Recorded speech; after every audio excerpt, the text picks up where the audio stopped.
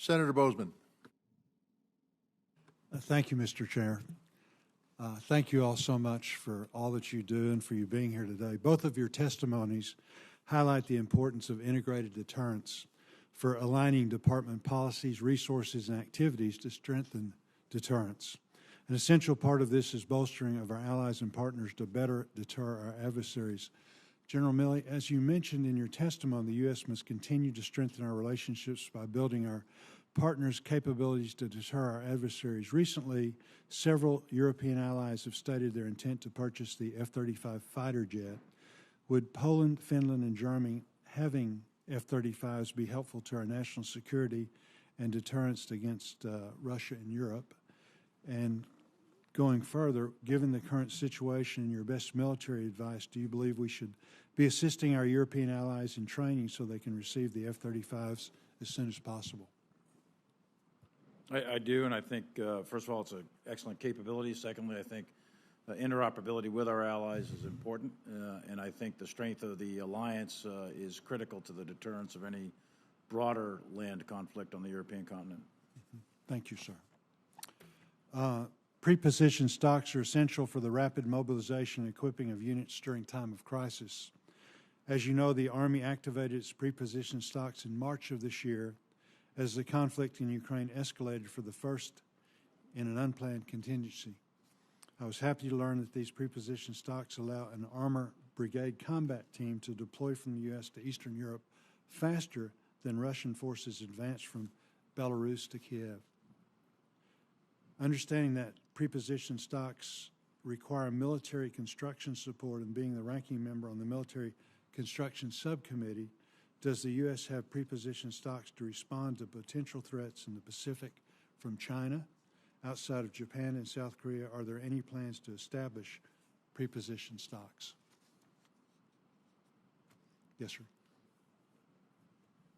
Well, first of all, let me thank you for what you did several years ago to enable what you just described in Europe there. The European Defense Initiative really laid the groundwork for, the pre-positioned stocks and some of the facilities that we use there.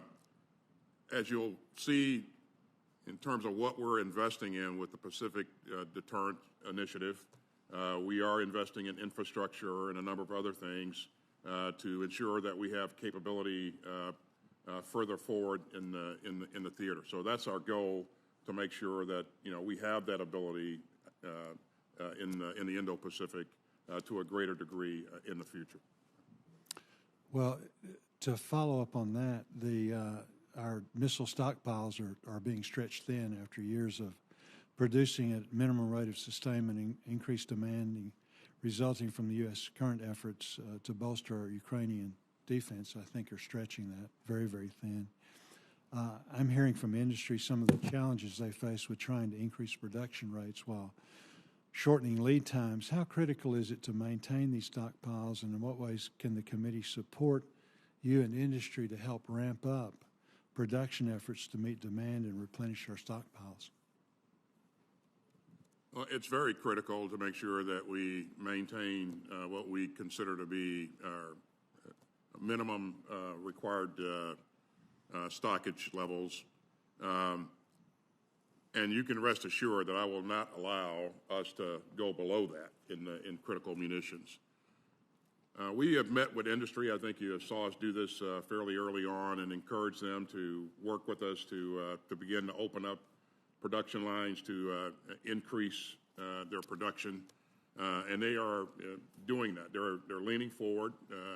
In some cases, a little bit more difficult to do than others, but industry has been very supportive. And so we'll continue to work with them. We'll continue to identify things that we need from you if a need arises. But to this point, I think we're in pretty good shape, and industry is responding. Good. Thank you, Mr. Chairman.